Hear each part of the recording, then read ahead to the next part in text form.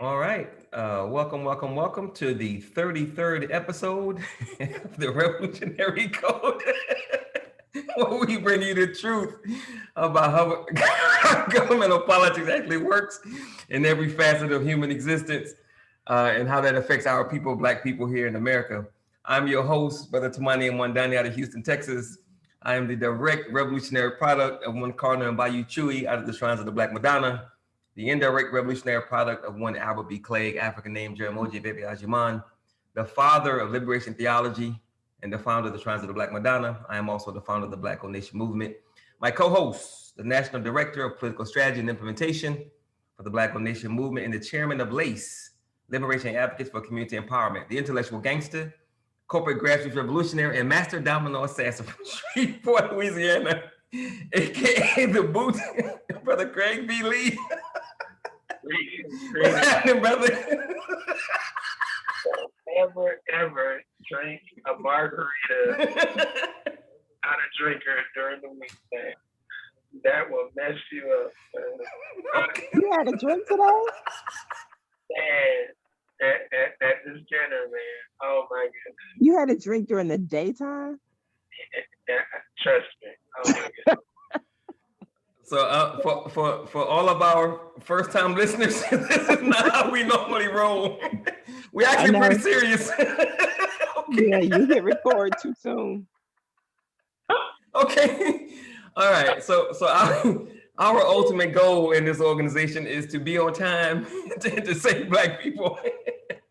We want to own and control our space because we believe that when other people own it or control it, we always find ourselves on the bottom. We are always in a losing position.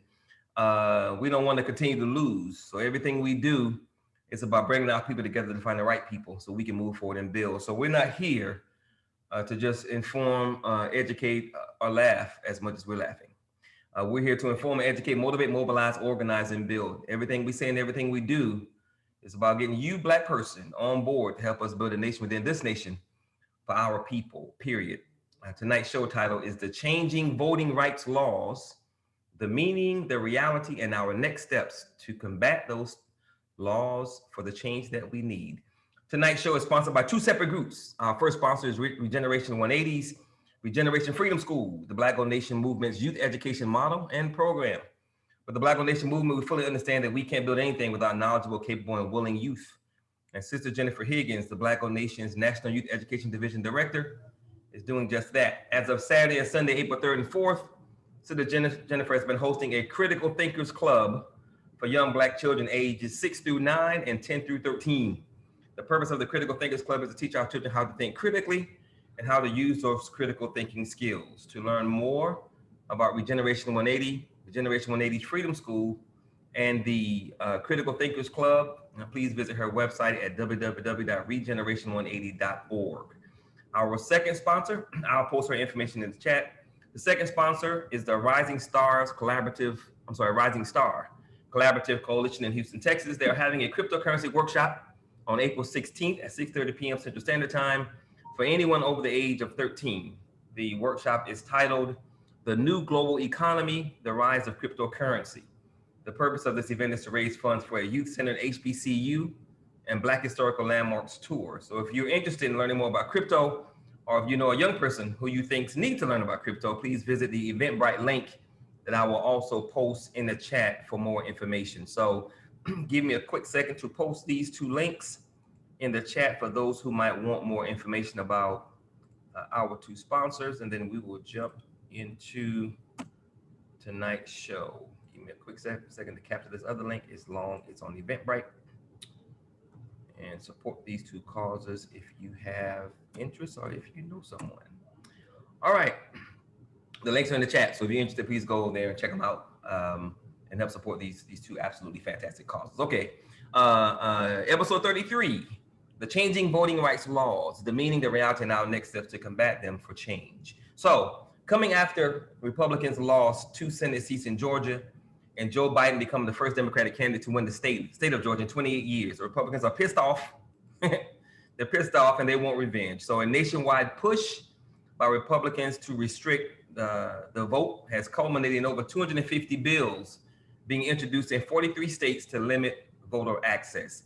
now, before we get to some of the details of these new voter suppression laws, to take a step back and discuss politics, voting, and how important both of them are. So question number one, Brother Craig, is what is politics for those of us that do not know? So politics, as we talk about it quite often, is an agenda that an individual or group may have, and that agenda, in terms of accomplishing that agenda, is something that individual or group may seek to accomplish, whether it be inside of a family, inside of a marriage, could be business, could be governmental systems, could be anything. It is that which any individual or business seeks to accomplish, their agenda, their perspective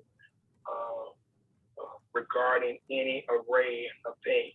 But when we typically hear the term, it is typically associated with governmental structures and whatnot.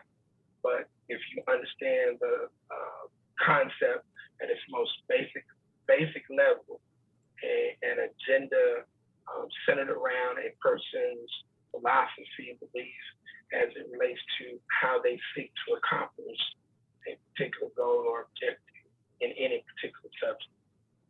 Cool. All right. And with that answer, it sounds like politics is inescapable, correct?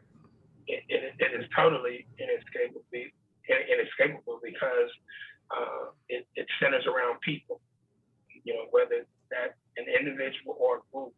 So you're going to always run into it, right, regardless of however you want to deal with it. And that's what's so interesting when people say they don't deal with, right, with politics. Or, my mama and my daddy told me never to discuss politics and religion.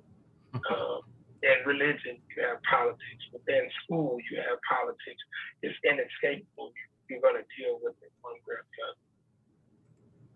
And that goes to my next question, which is what you just started. And so to those persons who say that they were told not to discuss it, or they say that they don't get into politics, or that they don't vote, to our brothers and sisters who think that way, you would say what? To those individuals, they need, especially to the ones who say they don't vote, they need to go back. They need to be forced to go back to chattel slavery. I'm back in chattel slavery tomorrow, and I would put them back in chattel slavery, and then I would want them to figure out how to get out on their own by themselves. No assistance from anybody else, because everything that they are benefiting from is a byproduct of some form of public policy that they have not even earned. I mean, because they haven't done anything to earn the rights that they actually have, and it's kind of retarded for a person to believe that it's okay to sit up and say, well, I'm not going to vote or whatever. Frederick Douglass has a quote that talks about individuals who have never worked for their rights. If they actually got their rights, they pretty much wouldn't do anything to keep them, maintain them and keep them, because they never earned. And that's pretty much that question goes at the heart of what you just asked. That's where this is at. But I would basically put them back and let them figure out how to get out on their own. And if they figured out how to get out of chattel slavery on their own, being raped every day, beat every day, threat of being hung, worked from sun up to sundown, trust me, if they figured out how to get out without any, because it wouldn't be an assistance from anybody else, then they could individually do whatever they want to do. But we know that would never happen. Right. Okay, so if everything involves politics, the logical conclusion would be that voting is vitally important. Now, as I said initially, our goal in this organization is to own and control the space where we live. Give us the type of spaces we're seeking to control and why those types of spaces in particular. So there are only four geographical land masses that can be controlled by our people in the United States. And the smallest of those land masses is a village. Then you have, and that's a structure of a governmental system. It's the smallest one, a village. And all these things are divided based on population. The next one is a town. Then you have a small city, and then you have a mid-sized city. So talk about a village basically is about from 2 people up to probably about 500, and then a town is roughly about 501 to about 1,000, something like that. In a small city would be 1,001 up to about 5, it's something 1,000 or something like that, 10,000. And then a mid-sized city is about 12, 15,000 on up to a couple 100,000. Those are the only 4 geographical land masses that we will be able to control based on the population that we actually have in those particular spaces. So like the city of Shreveport is 58, almost 60% African American. And when I came here in 1994, it was 214,000. Right now, it's right at 190,000. So you have a majority African American population, although the Negroes ain't rolling together, but in theory, you have that total population being a majority African American, and now you have enough potential votes if you can secure a percentage of them at city council, parish commission, school board, executive branch, judicial branch, and then your military branches vis-a-vis the sheriff's office and marshal's office. You have enough people where you can take over that city and parish and now advocate an agenda for your folks. It's not going to happen in a large city like New York or LA or Houston, where BTN is headquartered, or Dallas, because we don't have enough population. You have billions of people, but you don't have enough voting strength there. It's not going to happen in a state for the same reason, and it's damn sure not going to happen at the federal level, national level in the United States, because we don't have the voting, the population. So what's the strategy if we are not the dominant populace in the geographic space?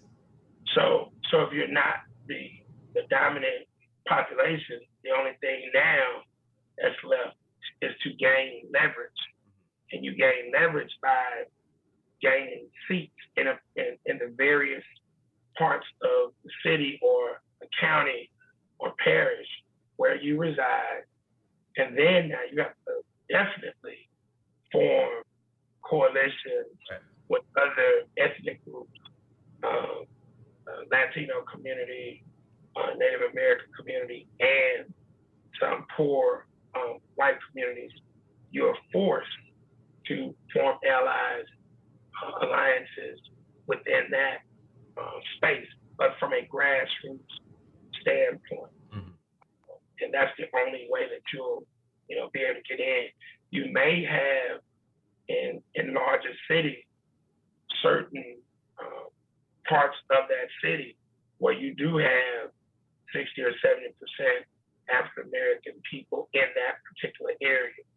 But may offer up 1 or 2 seats or something like that on the city council, on the county affairs commission, on the school board.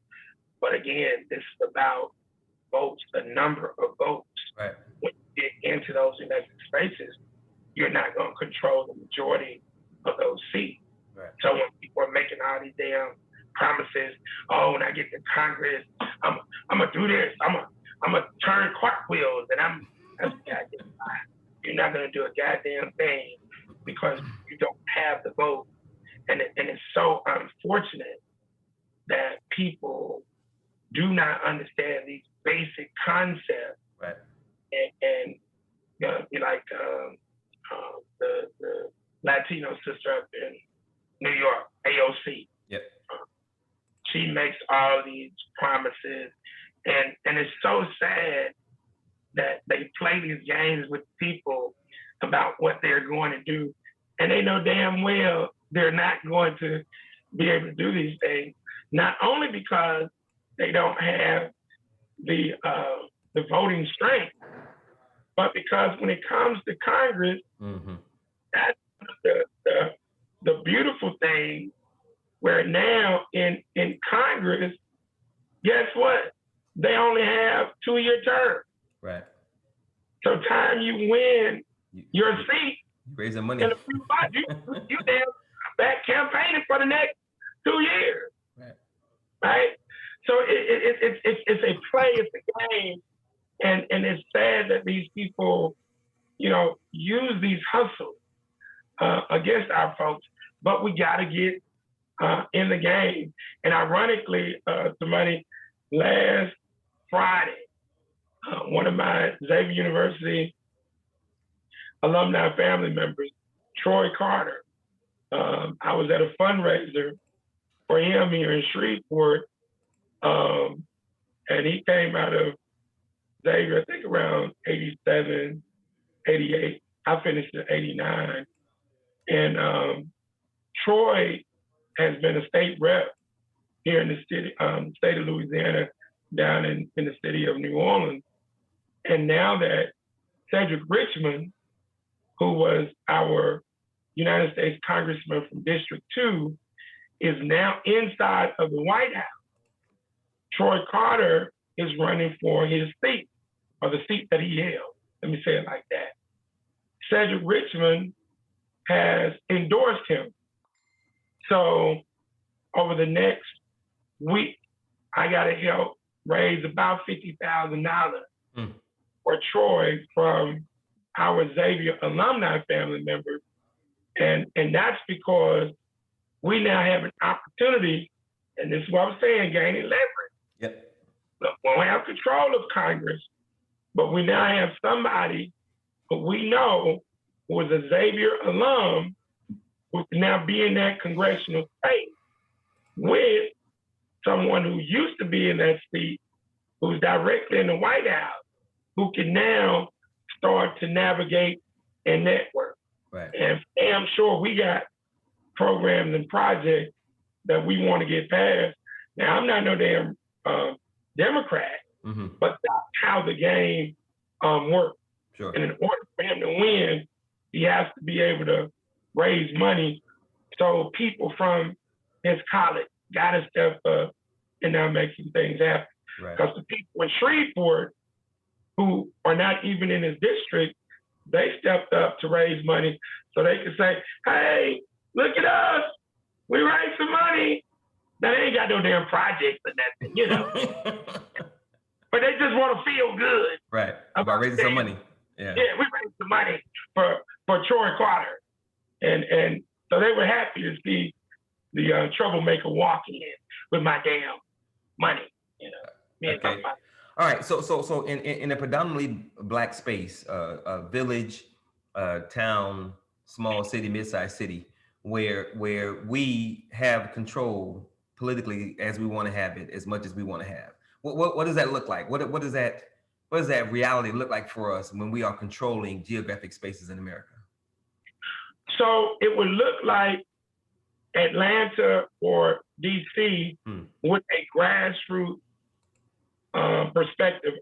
We have Mary on the phone. I don't know if Jennifer is on the call tonight, but they are up in the Baltimore area. Majority African American, but not majority African American grassroots hybrid. Hence why you got to know the difference between the African American faction. That's right. It would now look like those entities that you currently see, but now with a different mindset. And those entities now would be controlling the legislative branch, and that's where the money is at. That's why it's like, people always say, Craig, when you gonna run for mayor? When you gonna run for mayor? They don't control the goddamn budget. See how people believe that the positions, like the highest position, president, you call a shot. No, you don't. Right. The governor, you call a shot. No, you don't.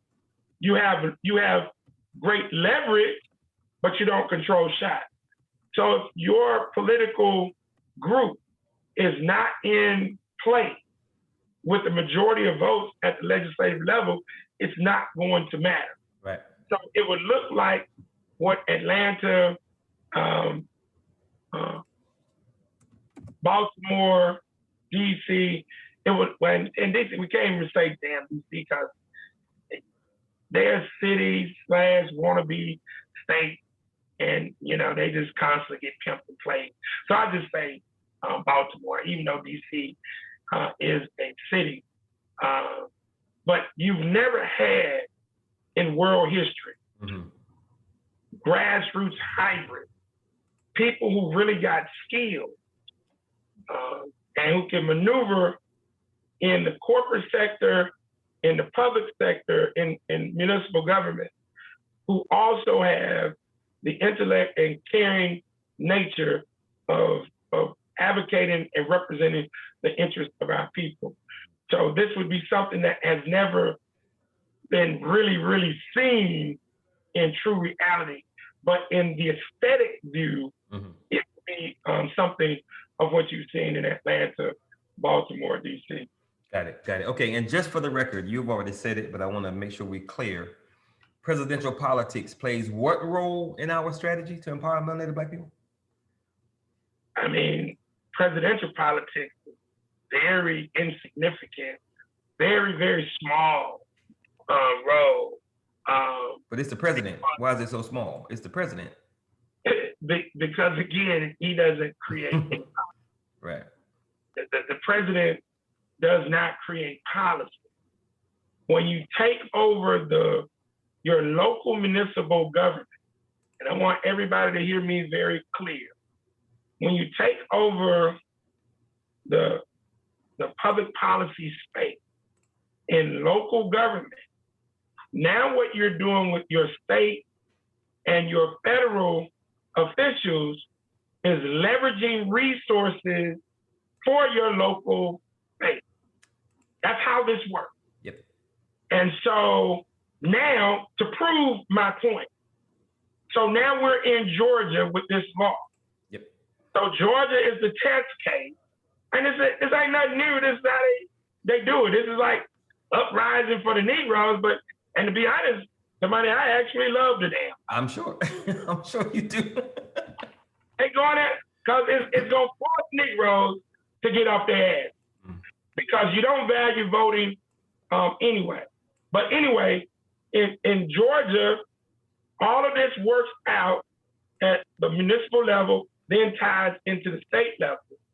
And so now, hey, we go ahead and now control the local politics and the state politics, because in the legislation, they're now having state officials control what goes on at the local level. That's right. Yeah. That's a hell of a move. But that's how they understand. So what do I always say? You can't build a house from what? The roof down. That's right. You see? So now you while y'all been focused on trying to build a house from the roof, which they ain't trying to build that house. They just won't be in position. You see? And to see Black folks, these folks have been meticulous. And what did I tell you, Tamani? not only do you have the elected position, you have the various boards. That's right. Yeah. Because the boards didn't set goddamn policy. Right.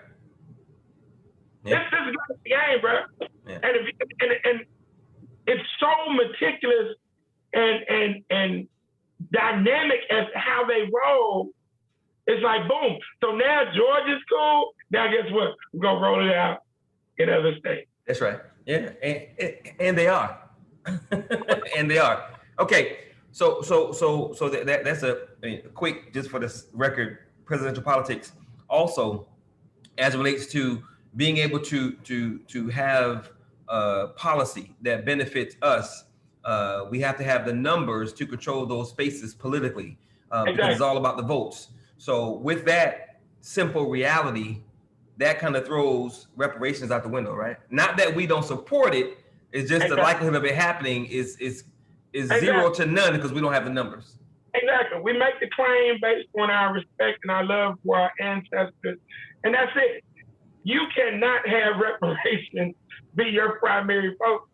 And anybody who has reparations as their primary focus, talking about advocating for Black folks, they're naive, they're delusional, or they're retarded. And it could be a combination of all three, to be honest with you. But that's not going to happen. That's not going to happen. Right. Okay. If you missed the beginning of the show, you are listening to the Revolutionary Code, where we bring the truth about how government and politics actually works in every facet of human existence, how that affects our people, melanated Black people here in America. Tonight's show is our 33rd episode, and the title is The Changing Voting Rights Laws, the Meaning, the Reality, and Our Next Steps to Combat Them for Change. My name is Tumani Mwandani. I'm the founder of the Black Nation Movement, and my co-host is Brother Craig B. Lee, the National Director of our Political Strategy and Implementation Department. Okay, Brother Craig, the next question. So if the only way out of this matrix, is for us to own and control our space, and the only way we can do that is with political power, then the process to get that power, if that process is being threatened, i.e. voting, it should be all hands on deck, right? Should be. Cool. All right. So the following are some of the major things, and you've already mentioned one of them, but I'm gonna zoom through the list real quick.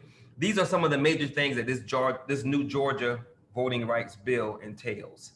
As you just said, it allows the state, which is big, Lord, this is huge, allows the state to take control of election management from local and county election boards. That's huge. The Board of Elections in areas that have a history of voter suppression are being gutted and reorganized. There are new voter ID requirements. The new laws will severely limit mail-in ballot drop box locations and access.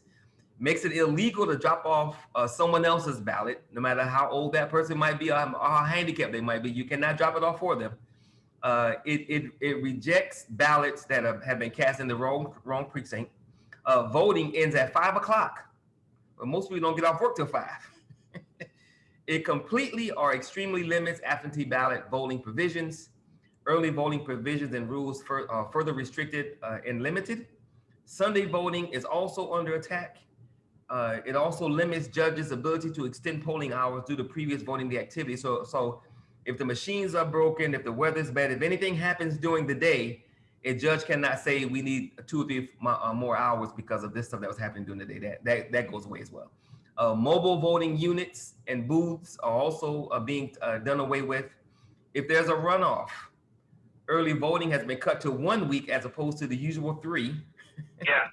One provision makes it a crime to hand out food and water to persons waiting in line to vote. And it does include the expansion of weekend voting and allows certain counties to offer up to 2 Sundays for voting. So that started in Georgia, but as I said earlier, it has now begun to occur in 43 other states. I know. Tonight's show title, the Changing Voting Rights Laws, the Meaning, the Reality, and Our Next Step. So what do these changing laws mean, Brother Craig, for melanated Black people in America? It means Negroes will have to get off their head. It means that Negroes are going to stop lying about being in a goddamn post-racial society. See all the lies that Barack Obama told, and race is not as post. See, the Creator has a very team way of stopping the Negro from lying. You know?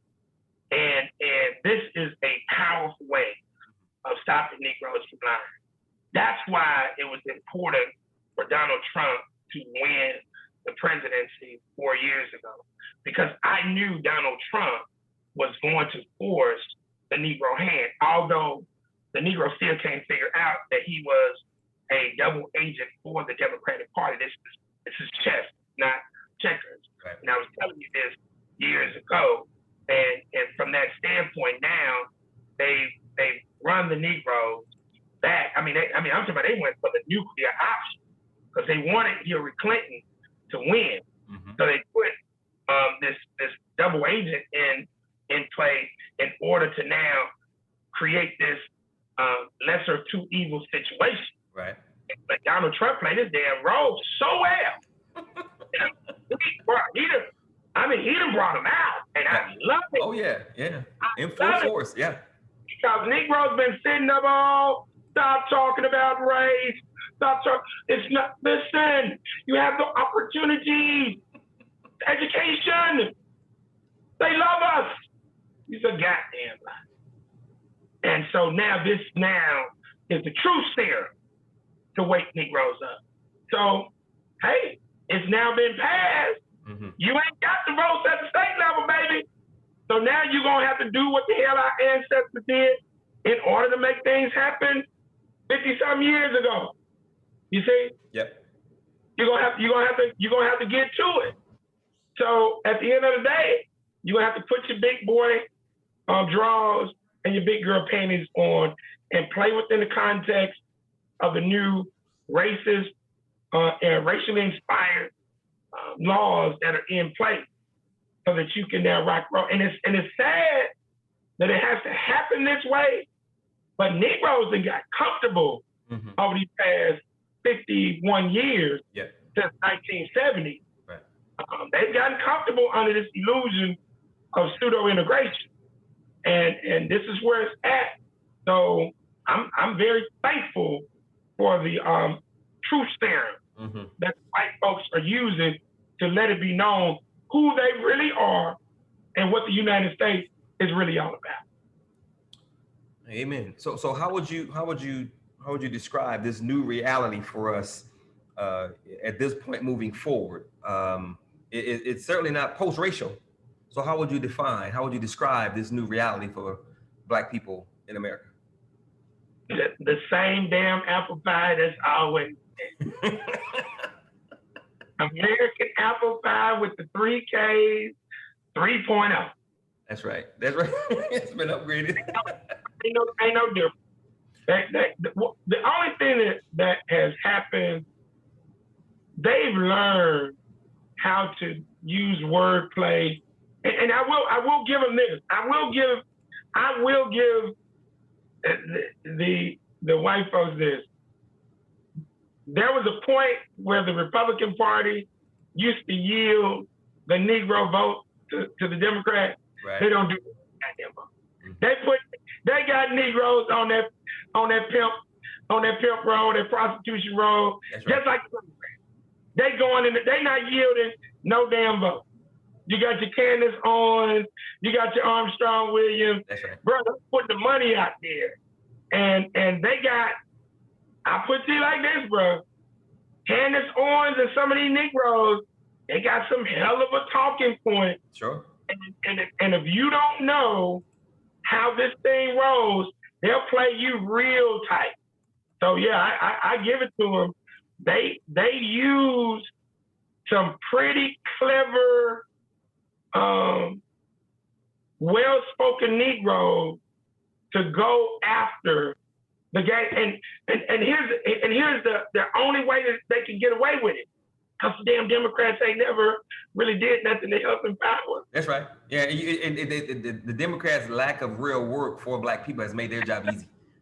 And you can't argue against it. So to see how masterful they work it out, man, it's gangster. Yeah, and as we always say, you got to give them their credit. It's chess moves. Chess moves. Okay, so if our political reality is continually under assault and changing here in America, given how important voting and political power is for our vision and our mission. Are there geopolitical implications as a result of these laws, especially when it comes to taking over predominantly Black spaces and then wanting to do business in other places around the world? We want to do business with Africa, we want to do business with Black people in the diaspora. Does this current round of voting rights political attacks, does it have geopolitical implications? I mean, I guess you could kind of, sort of. Is that a stretch? Yeah, it's kind of a stretch because the essence of America hasn't changed with the laws. All they've done is reverberated back to, pre-64 with some of these things. So the racist and white supremacist structure of America hasn't changed. So they're still open for business on a global level, right? Yeah. What's really changing that dynamic, and that's why I sent you and Brother Lord that article today on understanding what inflation is and it is not, dealing with the United States dollar. Yeah. The New World Order is around cryptocurrency and the new decentralized financing system, not so much about this type of thing. Does it give the United States? I see what you're saying. Okay. A negative publicity? Yeah, but they didn't give a damn about that in 1950. Right. What's so interesting about this, how history replays itself. You go back, and I told you, as much as I love Malcolm, the immaturity of not understanding how this thing works, when Malcolm was like, we're going to take the United States to the world court. Let's take the damn world court. And secondly, you talk about the United Nations. Who controls the damn United Nations? The United States of America. Right. So while they would go over and lie and say, man, it's inhumane what's going on in Vietnam. And the Vietnamese like, what the hell are you talking about? Y'all cheat Negroes, but they don't give a damn about that. Right. When you are rolling with imperialism and plutocracy, hey, we ain't worried about that. We'll talk about it. Because I can do what I want to do. But we'll talk about you. And it's wrong what you're doing in those places to your people. And so, no, nothing is really changing with the laws. They ain't never given a damn about how they're perceived. And you got enough Negroes who just happy to, be able to go to the store and go shop and buy clothes, and they'll still say they ain't that bad. Yeah. I don't mean their perception. I mean, if we want to take over and politically control a Shreveport, Louisiana, and we know we want to raise the economic opportunity by partnering with African countries. It doesn't stop. Okay, all right. That was my asking. Because, and that's what I'm saying. It doesn't stop that because do you know who really is about African American entrepreneurship and doing business like that? No. It's the goddamn Republican Party. Oh yeah. Opportunity zones, things like that. Those are Republican concepts. Yeah. That's why I was saying it doesn't stop the business aspect on an international level because and that's why we can't get caught up in the Democrat Republican thing. We can't get caught up in that. Yeah. Because or any party for that matter. Well, I know our own goddamn party. Well, yeah, ours aside, yeah. Independent party. Sure. But in to the two-party Republican Democratic system, you have to step back from that, create your own political party that's around your initiatives, and now rock and roll with whichever one of the dominant parties is willing to roll with your agenda. That's how that has to work. And that's at the local, state, national, and international level. Hell, it could be in the universal level in outer space if we come up with something. Right. But needless to say, when you pigeonhole yourself around one of the parties or the other. That's right. You're going to lose because one will do a little bit better job on the social program. The other is going to do a better job on advocating business development and things of that nature. And so you got to be able to now wrap your minds around that. But us taking our agenda, it doesn't impact us at all. Okay, all right. And the most important question to every show that we do, next steps. What can we do? What should we be doing? What do we need to do to push back against what's happening around the nation with these draconian voter suppression laws? Begin to mobilize and organize in all spaces that we dominate. Begin to get grassroots, legitimate grassroots, hybrid individuals involved in this war. Get them involved in the Black-owned nation, get them involved in something so that they can learn about how this really works. And you know, we've already began our process. I'll be running for city council here next year, but I'm identifying some other entities that will serve on the city council who have prospectively or share my vision of Black empowerment for our people. Because I deal with both Republican and Democrat. Right. And so that's the number one thing that has to happen, because you're not going to do this 1 month, 2 months before a damn election. Mm-hmm. Like we got an election coming up here, runoff on April the 24th. Wonderful sister who was in the race, Dr. Cassie Williams, she's running for the Bessie Board, Board of Elementary and Secondary Education. Mm-hmm. I mean, really ain't nothing she's gonna be able to do once she gets the goddamn seat, but she is a very good candidate, right? But don't nobody know her. Yeah. Don't nobody know her. Now she's a Democrat, follow me. So the most powerful melanated politician in the state of Louisiana is Senator Greg Tarver, Democrat. Guess who he supported for that seat? The damn Republican. Wow. So my mother, and I didn't know it now. My mother called me the other day because I helped her with a ballot. And my mama said, Craig, so what's the deal with the white candidate that's running against Dr.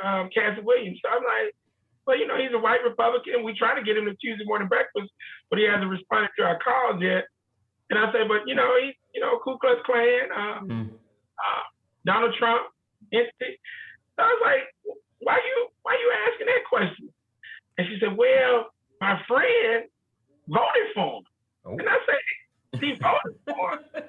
She said, yeah, she got the ballot. She got the ballot, the Negro ballot from Senator Greg Tarver. That Negroes vote now. They ain't evaluating no damn body. Right. But Greg put it on there, so guess what? Greg put it on there, that's who we're gonna vote for. Identity politics. So look at what I'm doing. So I'm gonna meet with her. And then we get Dr. Cassie Williams to meet with her. But follow me. Don't nobody know Cassie. But even if they knew Cassie and Greg's ballot went out, guess what? They're gonna roll with Greg's ballot in most of the instances. That's the instance.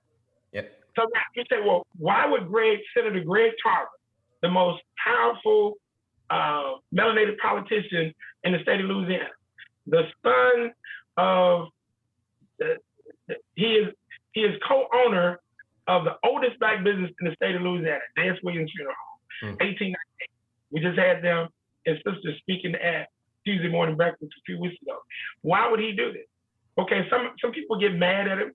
I can't get mad at him. You know why? Because he plays the long game. Because he knows right now in Louisiana, the state House and the state Senate, majority Republican. Right. This is a throwaway seat. Oh, I got you. Yeah. You see what I'm saying? Sure.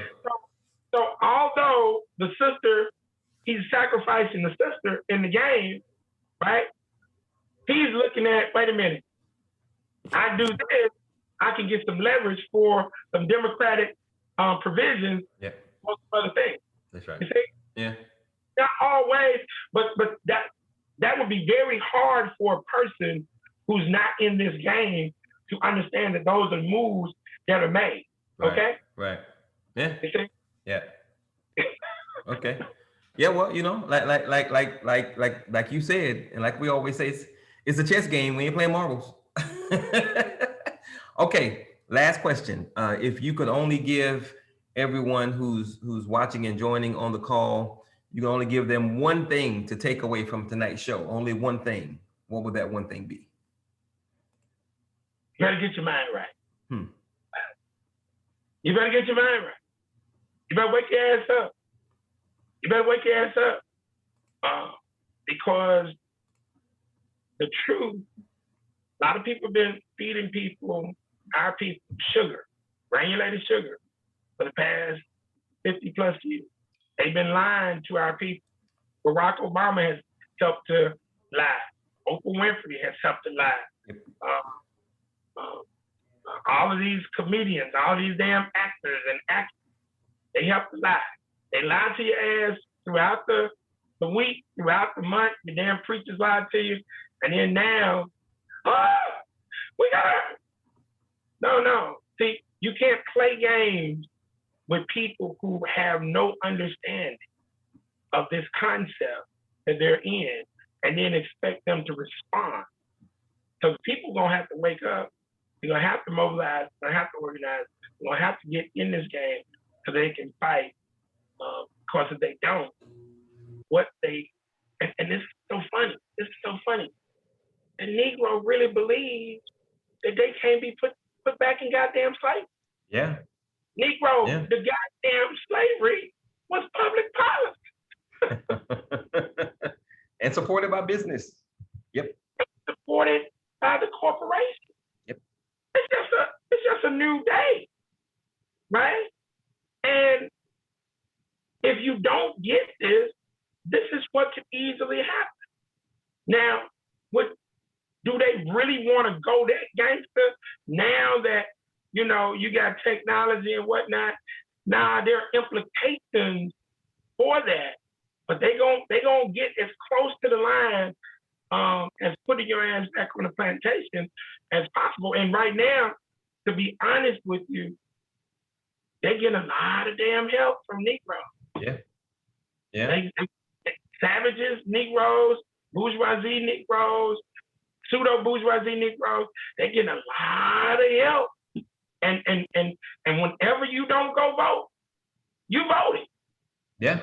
Whenever you don't vote, yep. You're voting for the current system to remain in place. So that would be my one takeaway. You better wake up and get in this game and hook up with a team, because you're not going to do it as an individual. You're not going to do it as an individual. Right. Right. And not only was slavery public policy that was supported by the corporations, but most of us don't know that America is not for the people. America was built for corporations, by the corporations. So it's on paper, government of the people, for the people, by the people. But in reality, it's the reality is of the corporation, for the corporation, by the corporation. No doubt. So no doubt. No, on paper, listen, Negro. I just said, wake your ass up. Wake your ass up. It is not what is on paper. It is what is behind the damn paper, because they know you'll never understand. So on paper, they've given you the ability to have the power, but every day they distract you from tapping in to the goddamn power. Yep. And they're able to do that through the Negroes that they put in front of you, who are entertainers. And they have all of these various branches of entertainment to distract you from focusing what's on paper. So now when you focus on what's on paper, it'll never come to light, because you got music entertainers distracting you, television entertainers distracting you, movie entertainers distract you, sports entertainers, religious entertainers, literary entertainers. Get it? Every damn thing, they create entertainment to distract you away from what you need to be focused on. So although it says a government of the people, for the people, by the people, that's not how this works. That's not how this works. So we give you the code of understanding that it's about the corporations, for the corporations, by the corporations. So goddamn, you got to get a damn corporation. Stop talking about this foolishness where you cannot run from the matrix. So start a corporation so that you can now benefit. Bond with other individuals who have like mind. The greatest thing that you could do in the up and coming, now that tax season is coming up, just think about 500 like-minded people about to come up, some of them on 3, 4, 5, 6, 7, $10,000 tax return. You start a business. You can start a beauty supply, a beauty manufacturer. Yep. But you got to come together on consensus, right? So yes, on paper, but the corporation makes sure to divert the voting strength at the local, state, and federal level towards what they want. That's why this concept called lobbying exists. Lobbying. They lobby at the local level, the state level, the federal level, and the international level. And we walking around talking about, gee, man, my mom told me not to discuss no politics. Gee, I ain't gonna vote. Jesus gonna take care of it. Allah gonna take care of it. Oh, I ain't gonna do that. Okay. Yeah. That's right there. Yeah, everything they do promotes individualism, but they play as a team. And that's why we keep losing, because we want to be individuals and they play as a team. Okay, it's 10:01, almost on the dot. We're gonna open this thing up for questions. And since Brother Mike is not here, he's not gonna beat Brother Naru to the punch. Brother Naru is first, his camera is off, and he's ready to roll. So Brother Naru, you got the first question this evening? Well, first of all, can y'all hear me? Because I cut out last week. I want to make sure y'all hear me. Okay, we can hear you, brother.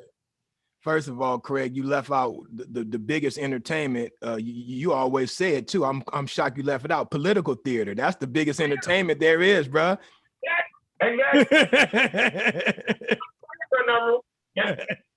That's the entertainment that everybody you watching and they making moves on the side. My question, you was talking about the brother in Louisiana who was a Democrat who supported the Republican. Now, my question would be, couldn't that come back on him when he's next up for election? Couldn't some of the Democrats turn against him? I know he's trying to get in good with the Republicans to do his thing, but couldn't that fall back on him and get him ousted because he did that? So little history on Greg. When I tell you he's the most powerful Negro politician in the state.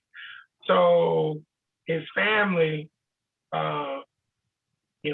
goes both ways on the melanated side and on the white side. So they papered up. That's number one. Number two, he was on our first city council, modern city council in 1978. Number three, he's been a state senator for damn near on and off almost 30 years. He's at the end of his run. It could hurt if Negroes, if he wasn't so clever at how he maneuvers with the preachers, with the elderly, with other entities. So yeah, you're correct. In an ideal world where people were up on connecting dots, it could it may have an impact on his in the next few years. 2023, he'll be termed out. Okay. And so he should be about 80, early 80s at that point. But his successor, it could have an impact on his ability to for his successor, the person that he has. He's setting somebody up, right, to be after him. I got you. It could have an impact there. But in order for Greg to make a move like this, trust me, he pretty much has hand on the pulse of our people. And Alvin's correct, time for him to go. And it's been time for Greg to say Alvin. And it's just, Nauru, Martin Luther King came to Shreveport for the last time, I think in 1962. And Martin Luther King said that he was never going to come back to Shreveport because it was apparent that Negroes did not want to fight their own freedom. So when the Creator brought me back here in 1994 as a pharmaceutical sales rep, and I left corporate America the next year, this is the environment that I knew I was in. And as I was describing to Monty this past weekend, the place that if you're going to get the best cure for cancer, a virus, or poison, you don't go to seek the cure in a virus that is not very potent. You want the most deadly virus, you want the most deadly poison, you want the most deadly cancer, because inside of the most deadly virus, the most deadly cancer, and the most deadly poison is the most potent what, Brother Nauru? The most potent cure, the most potent antidote. So I have been studying very, very well through experiences, observations, and this now allows us to put together the things that we got to do with this Black Gold Nation. But yeah, Greg pretty much in his mind understands the psyche. I didn't know he was terming out. So yeah, okay, he got some end game moves going on. I get it. Yeah. Now I got one more question now. So I wanted to know, you have the system for that you call the melanated Negroes, the hybrid grad, all that. Do you have a system like that for white folks as well, or do you group them all as just in one basket? No. I have same group, and I have a breakdown for them because definitely they're not all the same. I mean, the majority of them are grassroots European descendants, and so you got pretty much almost the same type of factions because you have a very small percentage of white grassroots revolutionaries. I mean, John Brown proved that there are some that actually exist. And you have, and for goddamn show, you have a percentage of grassroots hybrid white folks, because these are some of the ones that are putting together the cryptocurrency New World Order system. I mean, so there are white folks who are going in the paint on the system, right? No doubt. So, but we've never grassroots-wise united, right? Right. That has never happened. And so, yeah, you got your plutocrat, your bourgeoisie entities at the 1%. Then you got your pseudo bourgeoisie who's pushing, but then you got your grassroots white folks, and yeah, you got your hardcore savage white folks. And of course, there are more hardcore savage white folks than ours, but yeah, they're broken up into factions too. Yeah, I would think every group would have the same six. Why would they not? Yeah, it's all America. It's all the Matrix. So every faction would exist in any group. Yeah. All right. Thank you. Cool. So does anyone else have a question or comment for Brother Craig before we close this thing out? Any questions going once, going twice? All right, Brother Craig, closing comments? This is 26 years for me here in Shreveport, doing what I do, and it's beautiful to see if you have the ability to live and remain in the game. How history finds a way of working out and shaping itself.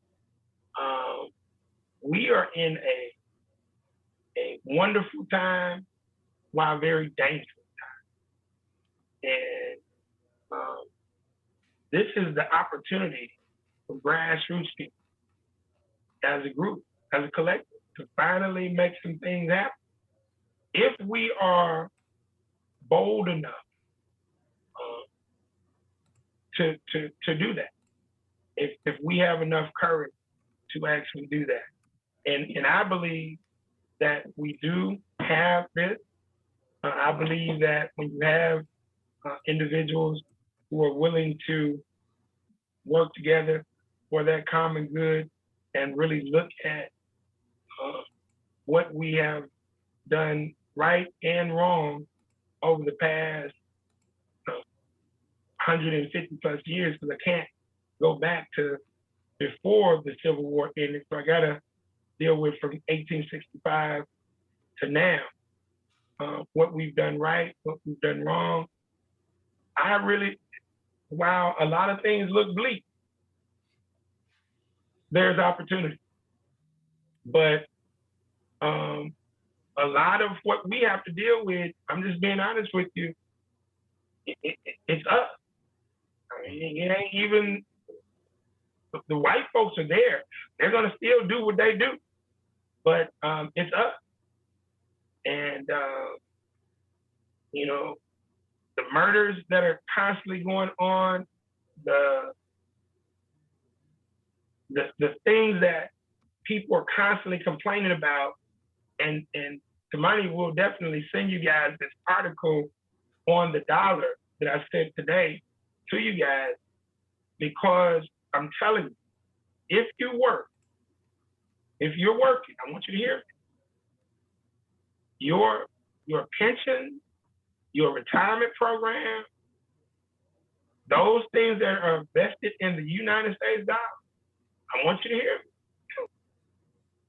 You better wake up, because if you don't learn to take control of your resources, the United States dollar is about to die. And if you're not investing in precious metals and cryptocurrency into your own business, if you're not involved in governmental politics, if you're not mobilizing and organizing with other like-minded people, hey, don't say you ain't doing work. Because the people who are evil, they showing you how they gonna roll. They gonna get a policy that works, and then they gonna spread it around the country, and they gonna implement it. Yep. And when you wake up, and somebody at your door, Mr. Johnson, time for you to go today. Go where? Oh, you gotta go back to the cabbage patch. The Negro believe, woo, I'm glad they have to do that. But what you gonna do, sir? I'm just gonna do my own thing. No, there's accountability and responsibility every single day that you live. And we're gonna have to start to acknowledge that and start making things happen. Thank you guys for participating in another great discussion. We got to remember that when they say by any means necessary, they mean it. I mean that. And that's how they roll. So I've placed the article that Brother Craig was talking about as it relates to rising inflation, destroying savers' wealth. That's the last link that I placed in the chat. And I've also pasted the two about our Critical Thinkers Club for our youth education division, and a cryptocurrency fundraising workshop that some sisters are hosting to take some young kids on an HBCU and Black landmarks, historical landmarks tour. So as I said at the beginning, I'm going to say also at the end, Brother Craig and I, we're not just here to inform you or educate you or entertain you. We're trying to get you to do something. We want to inform, educate, motivate, mobilize, organize, and build. Everything we do is about bringing our people together to find the right people so we can take over some geographic land masses in this country, and so that we can control our local politics, so that we can create a life worth living in this country that our people built. If we don't do that, then we're simply not going to make it, because there's no other way out of this thing. So we certainly thank you guys for being a part. We sincerely appreciate it. Share the video with 5, 10, 15, 20 melanated Black people because the 9 of us simply is not enough. And the fact that we only have 9 people is telling, and it is on us to get more people here because the information is most certainly life-changing and life-saving. This is our 33rd episode. If you want to watch the previous 32, you can watch them on blackgomedia.net, as well as our bi-weekly movie reviews every 2 weeks. Every other week, every other Saturday, we do a movie review. Last one was The Banker, absolutely phenomenal, off the chain, awesome review by Brother Craig, as all of our movie reviews are. So with that, again, thank you guys very much for being a part. We sincerely appreciate it. Always, always, always remember 2 things. No one can do everything, but if everyone does something, everything will get done. And absolutely, always, always, always remember that nothing is more sacred. Not you, not me, not your kids, not my kids, not your family, not my family. Nothing is more sacred than the liberation and salvation of Black people. Because if Black people don't make it, you're not gonna make it, I'm not gonna make it, our kids aren't gonna make it, and our families are not going to make it. But if we put the group first, if we put the tribe first, if we build a nation first with power, then it'll protect all those people that look like you and I, that we so lovingly care about. And that nation will not only protect our people, but it will wield that power that we build like a double-edged sword to ensure that our people are okay. So with that, again, thank you guys very much. God bless. Have a nice evening, and we'll see you next Thursday. Peace. Peace. Good night, everyone. Good night, Good night. Steve.